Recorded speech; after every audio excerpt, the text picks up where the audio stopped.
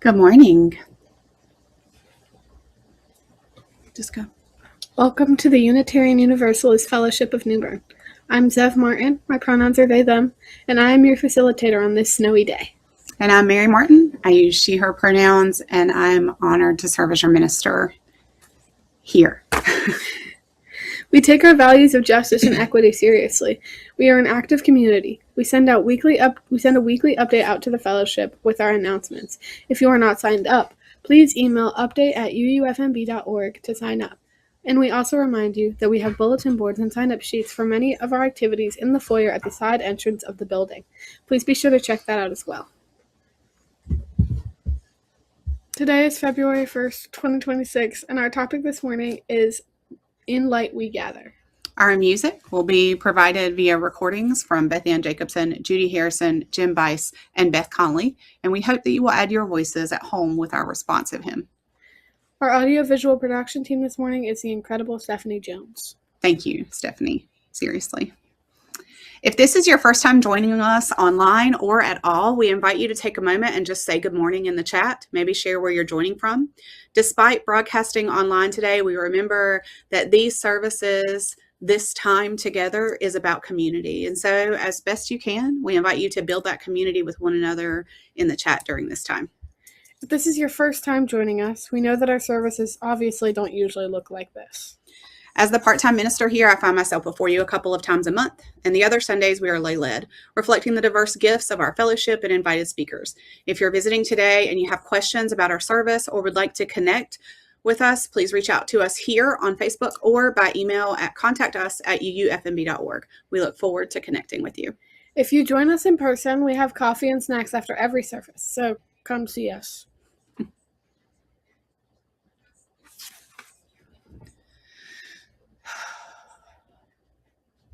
In this place, where we keep love at the center and hate has no home, you are welcome here. Whether you are a friend, a member, or a visitor, you are welcome here.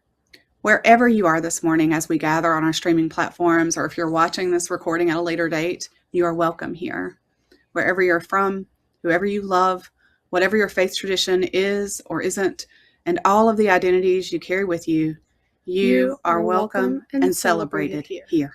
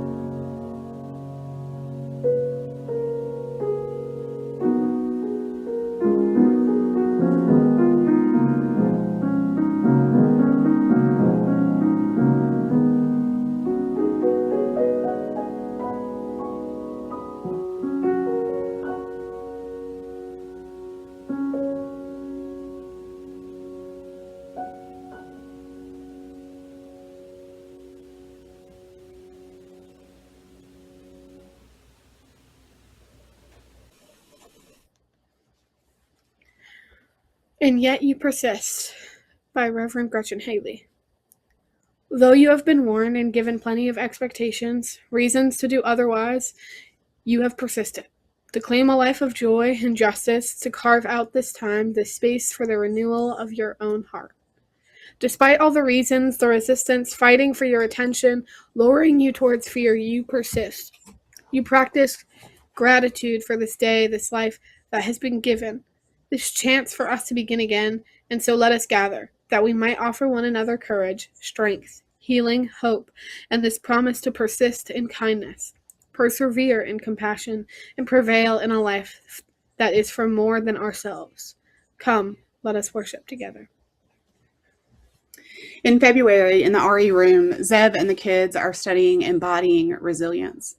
This week, since the kids aren't here, I thought I'd share a little story called Brigid and the Cursed Winter by April Rosario about the resilience of Brigid with everyone, not just our children, since it's Imbolc.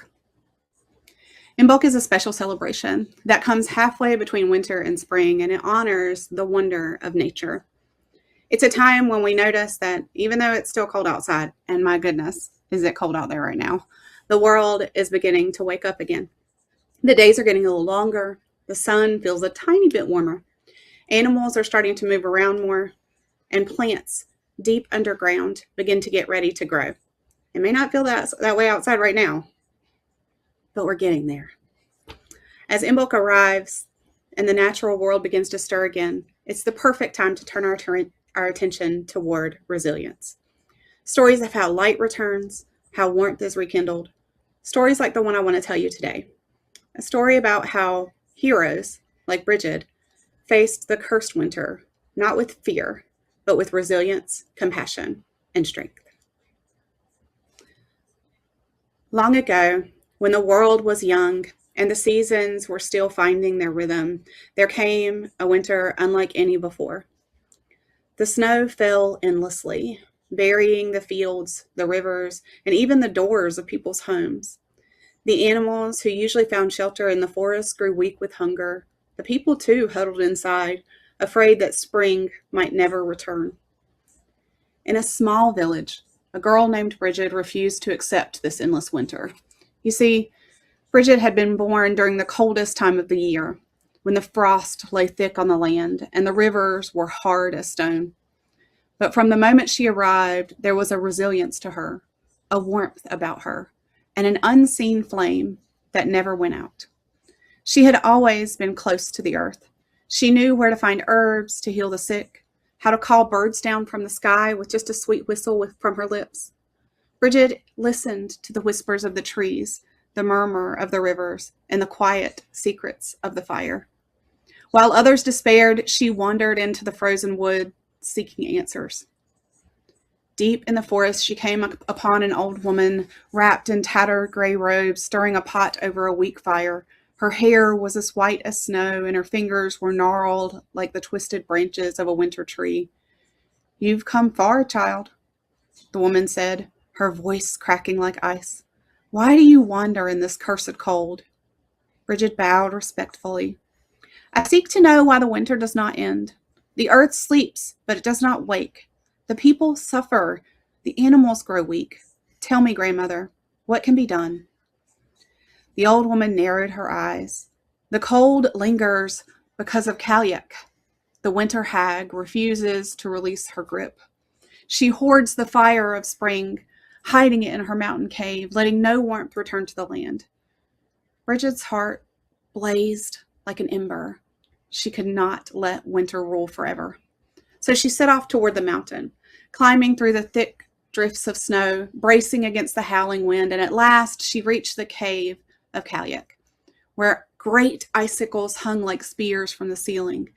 In the center of the cave, a small fire burned low, barely flickering. "Who dares enter my domain?" Cailleach's voice boomed, echoing off the frozen walls. Her skin was like cracked stone, her eyes sharp as a falcon's.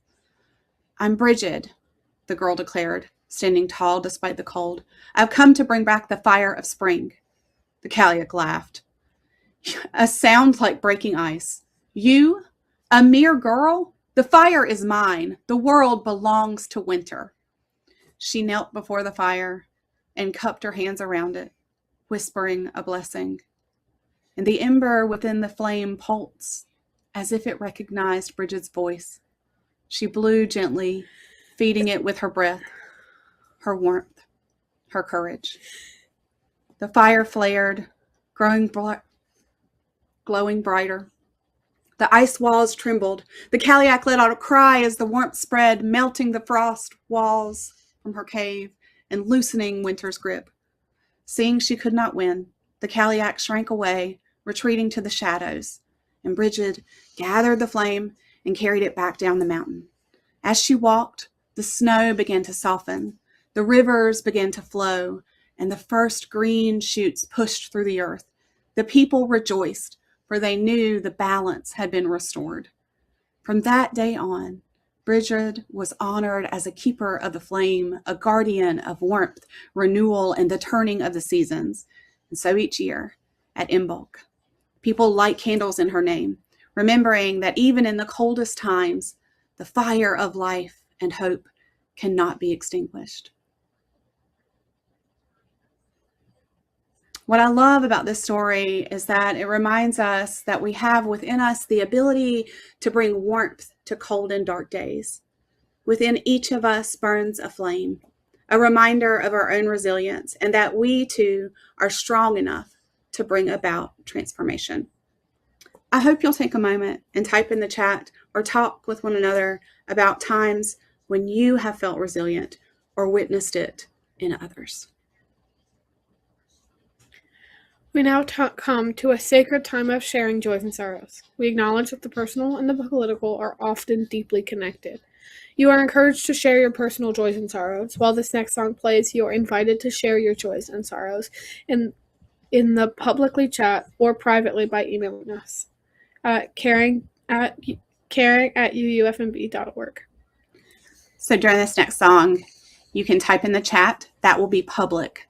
Or you can email us directly, caring@uufmb.org.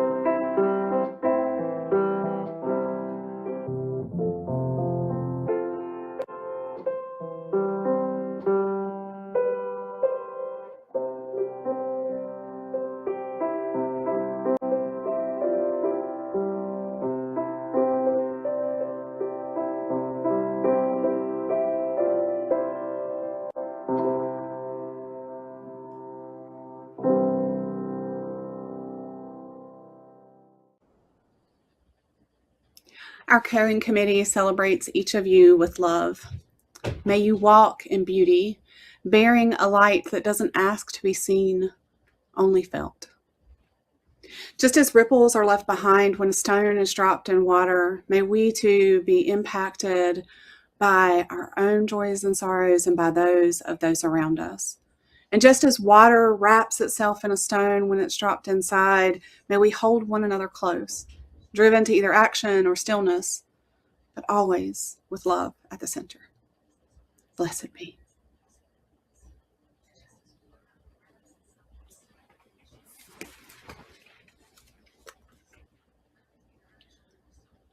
I stand alone at the bottom of a hollow, deep in the woods, a sword strapped at my side. A path stretches out before me and behind me. I am surrounded by the green darkness of forest, but ahead of me, as the path climbs the hill, I see light through the trees. My footsteps echo in the quiet as I climb the slope and then emerge from the trees and into an open area. Framed in the arch of the last trees is a standing stone. The stone is ancient, cup-marked and spiraled. Etched clearly near its base is the image of the Triskelion, the image of the Celtic triple goddess. As I kneel to look closer at the markings of the stone, I hear a rustle. I rise, and Brigid steps out from the ancient stone. She's beautiful, neither young nor old, timeless and ageless. Her cloak is the green of the spring grass, and her hair is the color of flames. I greet her with warmth and familiarity, for we've met many times before. In fact, the sword I wear was her gift to me. Look, she says to me as she gestures with her hand, and I see that laid out below this hilltop is a beautiful valley. The path meanders down the hill ahead of me and then through the valley and off into the distance. As I stand there, the sun warm on my face, her presence and the beauty that lies ahead combine to give me a sense of hope and peace. When I look back over my shoulder at the path that I've just traveled, back into the darkness beneath the trees, I realize that I've left fear and sorrow behind me in those thick woods. I've hardly been aware of their weight upon my soul, but now here in Brigid's presence, I feel them lift, leaving me lighter and freer. Do you see? Brigid asks me. You have come out of the woods, and now is the time to leave those sorrows behind. You have much joy and abundance still ahead of you in this life.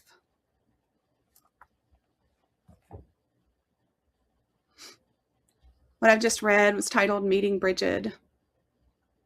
It's a shamanic journey by Lily Weichbiger. As Unitarian Universalists, it's not uncommon for us to delve into various faith traditions and find reflections of ourselves within them. When we see those reflections, I believe that it's a sign that we're tapping in to a universal truth, that it's light that we are gathering. Whether it comes through Abraham or Muhammad, Jesus or Gandhi, Buffalo Woman or Brigid, or maybe you don't give it a name, or maybe you call it science or spirit or love. Whatever you call it, truth exists. And I believe it's part of our life's work to gather in the light of truth. So come with me on a discovery of truth through a slightly different lens today. Brigid is my favorite of the Celtic goddesses. Brigid's stories teach us about hope in times of darkness. You may remember that the spiritual leaders of the Celts exist on three levels: the bards, the ovates, and the druids. The bards are singers and poets. The ovates are diviners and natural philosophers. And the druids were both natural and moral philosophers. All of the history of the druids was orally passed down and considered too sacred to write down. And so this means that if the people were killed, often their spirituality died with them. They rely on oral traditions because the truth that they sought was alive and not something that could be translated into words on a page.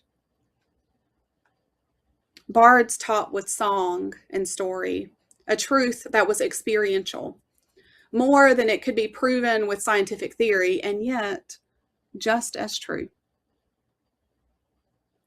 Brigid is one of my favorite teachers, and so perhaps I'm a little biased, but her stories definitely hold a truth that transcends, even in stories of conquerors that would erase her divinity. So I want to share with you an ancient story. But first, I have a question. Can you whistle? My friend Brenda is a really great whistler. She can do a really loud whistle, and the one where you put your fingers in your mouth. She can whistle tunes. In Ireland, the goddess Brigid is said to have created whistling, and the origin story may surprise you. As an Irish goddess, a lot of Brigid's story has been lost or appropriated into Catholic stories about Saint Brigid. But there's one that survives, and the bard that I am, I'm going to share it with you today, giving you my translation of the ancient Irish story of Brigid and her grief. Brigid and Brace had a son named Ruadun. Brace was Fomorian and Brigid was Tuathadan, which are Irish gods, and they were at war with one another. One day, Ruadun had begun serving as a spy on the Irish gods. And Ruadun finds out that the reason that the gods are winning is because they have 4 physicians circling a healing well. So every time someone comes back injured, they are healed in this well. And they also have the gods of blacksmithing, the gods of craftsmanship, and goldsmithing creating their weapons. And so Ruadun comes back to the Fomorians and he tells them, hey, this is what's happening. This is all of the information that I've gathered about how they're healing themselves and also about how they're getting their weapons and what their weapons are made out of. And so they send Ruadun back in to kill the blacksmith. No more weapons, no more killing, the war ends. That's their theory anyway. So Ruadun shows up and he asks the god of blacksmithing, he says, will you make me a spear? So the god of blacksmithing makes him the spear. And as soon as he hands it to Ruadun, Ruadun turns and he throws it at the god of blacksmithing. It injures him, but doesn't kill him. The god of blacksmithing takes the spear back and he throws it through Ruadun and he dies. Ruadun dies there in front of his father. And Brigid is sent word that something's happened to her son. She arrives and she sees that her son is dead and she slips into a dark night of the soul. She spins her cloak and darkness slips across the land. She pauses, crouched over her son as darkness fills the sky. And then from deep within her, she lets out what was said to be a cry so loud that it was heard throughout all of Ireland. A loud, audible expression of grief pierced the darkness and rolled across the hills and valleys and filled the seas of Ireland. Her grieving and her willingness to do it out loud reminded people that they were not alone.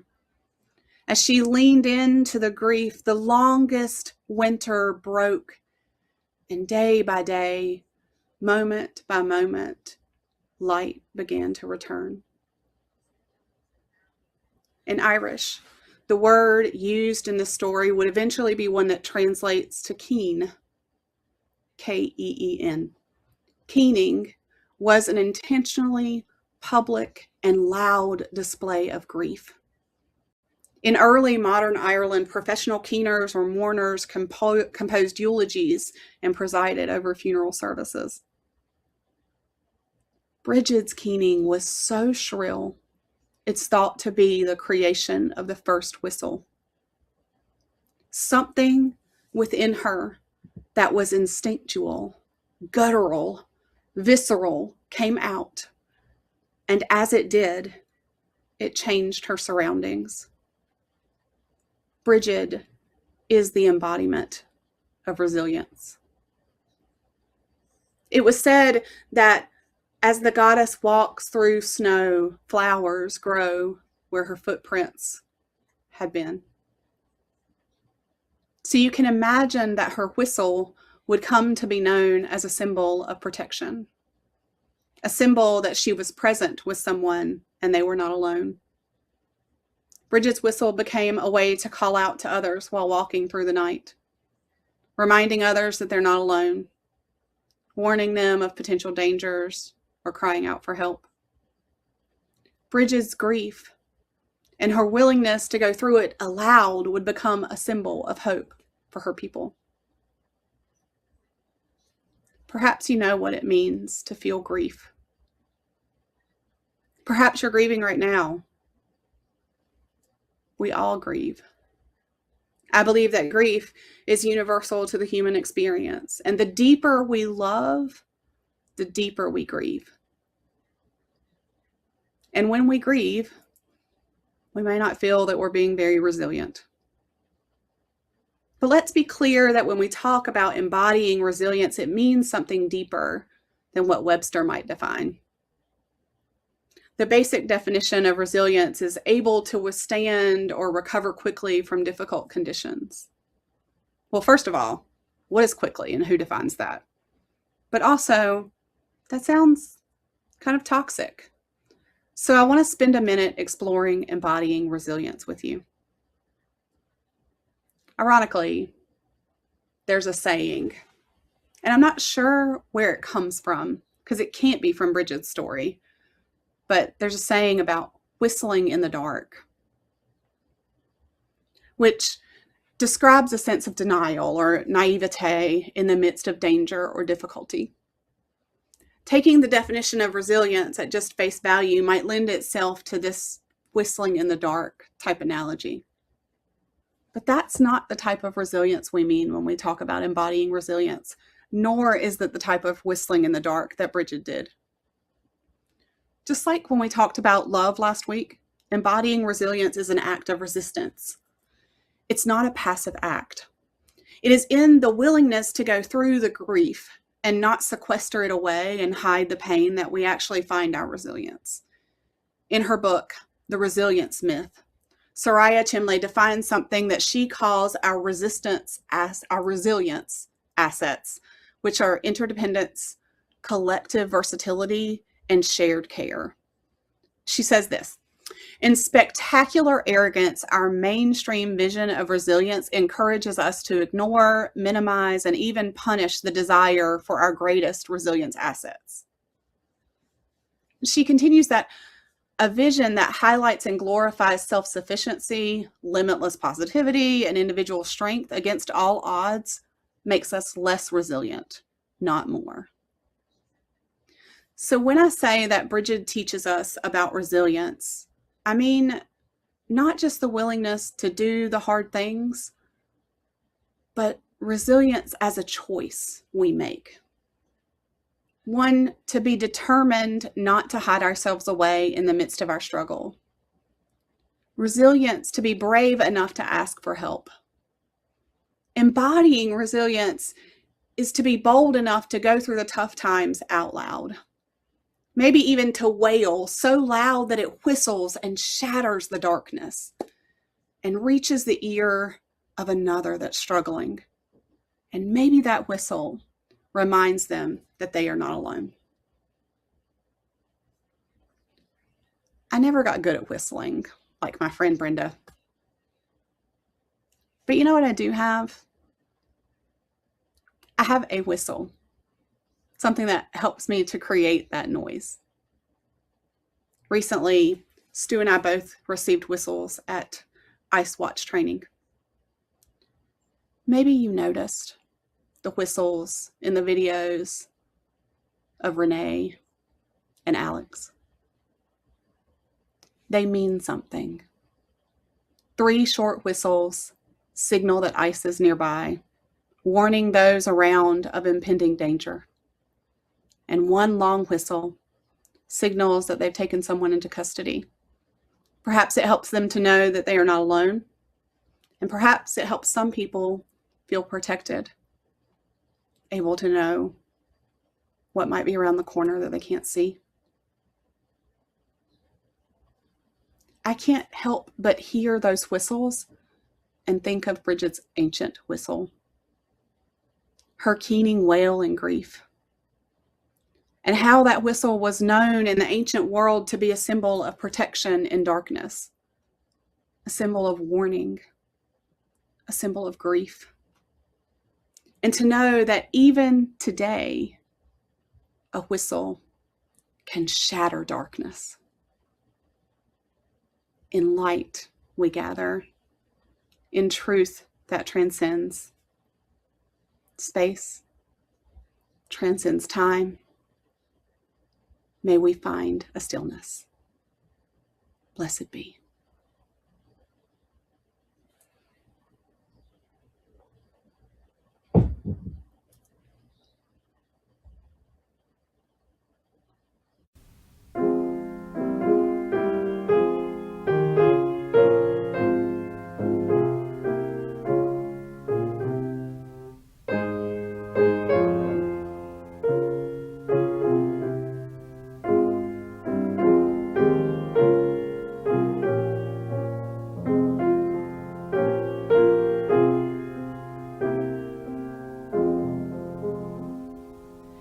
Find a stillness, hold a stillness, let the stillness carry me. Find the silence, hold the silence, let the silence carry me. In the Spirit, by the Spirit, with the Spirit giving power, I will find true harmony. Seek the essence, hold the essence, let the essence carry me. Let me flower, help me flower, watch me flower, carry me. In the Spirit, by the Spirit, with the Spirit giving power, I will find true harmony.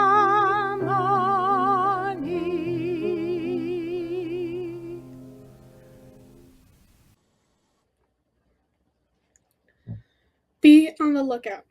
Rev. Scott Taylor. Trust, friends, that the seeds of new beginnings are always taking root. Even when the ground is cracked and dry, know that there is always a way forward, even if it is not the one you wished it would be. The lights never stay off, friends. Life is too wild for that. For there is something unruly and loving at the heart of it, that is always seeking in from the side, wanting us to take its hand and dance. So be on the lookout, beloveds, as we go on our way. Shalom, salam, ashe, namaste, peace.